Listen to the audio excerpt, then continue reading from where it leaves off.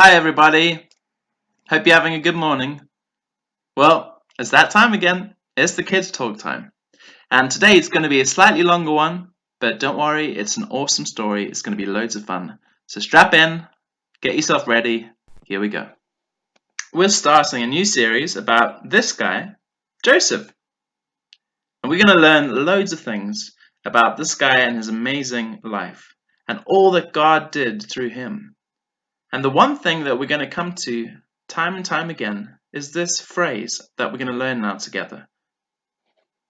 When things don't go the way they should, God always makes it work for good. When things don't go the way they should, God always makes it work for good. And I'd like you to have a go saying that at home. So wherever you are, say with me, are you ready? When things don't go the way they should, God always makes it work for good. Excellent. Well, with that in mind, let's get straight into the story of Joseph.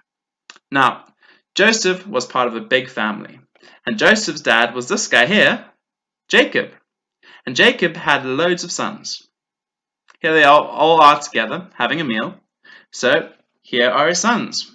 There was Reuben, Simeon, Levi, Judah, Issachar, Zebulun, Dan, Naphtali, Gad, Asher, and then Benjamin. Hang on. I feel like I've left somebody out. Who could it be? Can you think? Ah, yes, of course. Joseph. Yeah, he is pretty important in the story. You know, he's the most important character. In fact, he's so important the series is called Joseph. Well, let's get straight into the story then, see how it all began and what happened in part one of the life of Joseph. So, what do we know about this family? Well, I can tell you to start with that Joseph's brothers didn't think he was, how do we say this, their favorite person in the whole world. In fact, they would often say mean things behind his back, and also it's just to his face. That wasn't very nice. And Joseph would often go to his dad and say, "Hey, Dad, these guys are being mean to me. They're saying horrible things. They're doing horrible things to me." And his dad would have to go up to the brothers and say, "Hey, guys, come on. Look after your younger brother. Treat him nicely. Come on." Does that remind you of anything? You might have a brother or sister who's younger than you, or even older than you, and they're always getting you into trouble. Well, let's not dwell on that. Now, Jacob, who was their father, didn't make things easier. Because you know what he did? He gave Joseph one of the best gifts ever. It was a gift to show the rest of the family that Joseph was his special son, his favorite son, really. And he gave him this coat, which was a fancy coat full of beautiful colors. Now, you might think, what is so great about something that looks like, I don't know, some sort of dressing gown or pair of pajamas? Well, you know what? This was important because back in those days, cloth was expensive to make a big robe out of, and making it full of colors, well, that was like something a king would wear. So it was as if Jacob was saying to his favorite son Joseph, "You know what? I'm going to give you the very best, Joseph. Here, have a PlayStation. Have a brand new iPhone 11." Anyway, one night, Joseph went to sleep and he had a dream. He dreamt that there were all of these sheaves of grain. It's like a bundle of grain. And suddenly his sheaf stands bolt upright, and his brother's sheaves gather round and bow down to his. Well, when Joseph woke up, he thought, I think I know what this dream means. So he went to his brothers and said, "Hey guys, just had this amazing dream.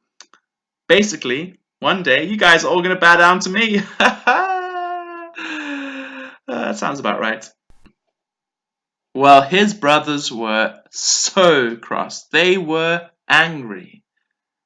They were saying, "Are you going to reign over us? Are you going to be the king?" And yeah, you guessed it, they hated him even more. Well, Joseph had another dream. This time the dream took him into space. And in space there was the sun and the moon and 11 stars, and all of these celestial beings were bowing down to Joseph. When Joseph woke up, he thought, more good news to tell my brothers. He ran to them and said, I've just had a dream about the sun and the moon and 11 stars bowing down to me, and I think that means that one day you guys are all going to bow down to me. And again, the brothers were enraged. They were so cross. And it wasn't just them. His dad pulled them aside and said, well, I'm going to bow down to you too? Just take it easy, Joseph. Just chill out for a second, okay? Think about what you're saying. But you know what? Jacob paused for a bit and thought, what does this really mean? And that's a good question. What does this mean? What does it mean for us? Well, it might teach us a short lesson in not boasting and not thinking that we're more important than we are, but I think overall the main message is this: God knows the beginning from the end. You know what? Spoiler alert. These dreams came true in the end. God knew the beginning from the end. He knows everything. And you know what? He knows everything about you, what you're thinking right now, what you will think, what you will do, what you have done, and He's got a plan for you. He's got a purpose for your life. And things are sometimes going to be good, things might go bad sometimes, but no matter what happens, God is in control. He's got a plan for you. And just like Joseph had to learn, as we will see in the weeks to come, to trust in God, we can trust Him. He knows everything from beginning to end.